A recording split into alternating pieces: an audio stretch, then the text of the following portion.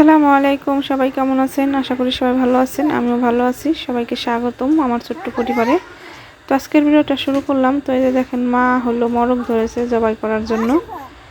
তো আজকে হলো মোরগ জবাই করার কারণ মার হলো বোন আসছে, এই কারণে মা মোরগ জবাই দিতেছে। তো সাথে থাকেন, দেখতে থাকেন। তো এই দেখেন, মোরগ জবাই করা শেষ।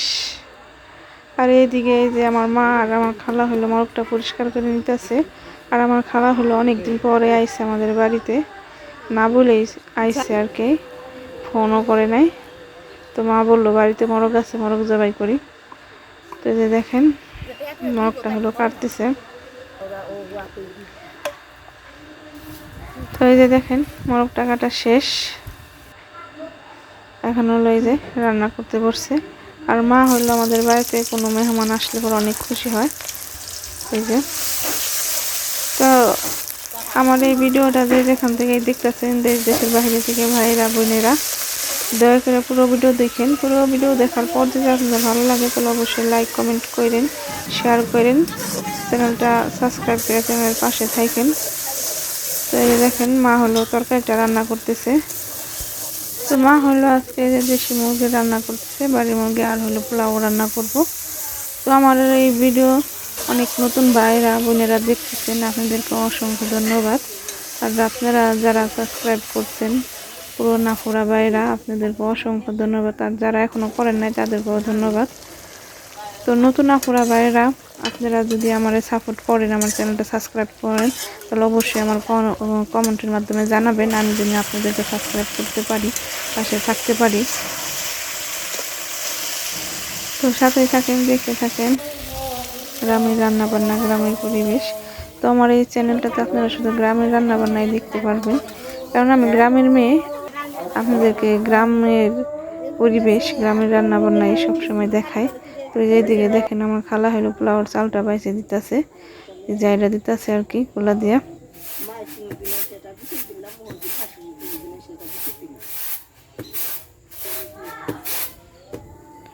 তো এই যে দেখেন, চালটা পরিষ্কার করা শেষ।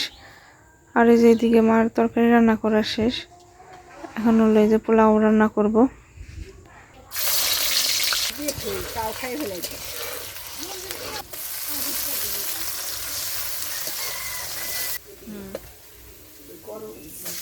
তো আমার মা সবসময় ভাবেই পোলাও রান্না করে। তো এই যে দেখেন, মানে আমার মা সবসময় সাদা মাটা ভাবেই রান্না করে, তো আপনারা তো দেখেনি। আর মা যেভাবে রান্না করুক অনেক মজা হয় খাইতে। তো এই দেখেন, চালটা প্রথমে বাইজে নিতেছে। আর এই যে দেখেন, পুকির বাচ্চাদের নিয়ে বসে রয়েছে। এই যে পানি দিয়ে দিল।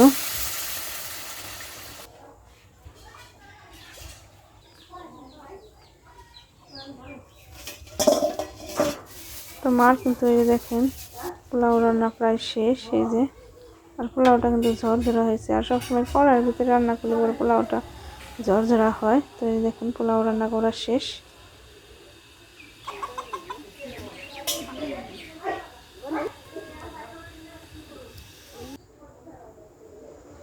আর এই যে দেখেন, প্রতিদিনের মতো আমি খাইতে বসছি। তো মেহমানের খাবার দেখাই নেই, তো আমি খাইতে বসলাম। তো এটাই আপনাদেরকে দেখাই।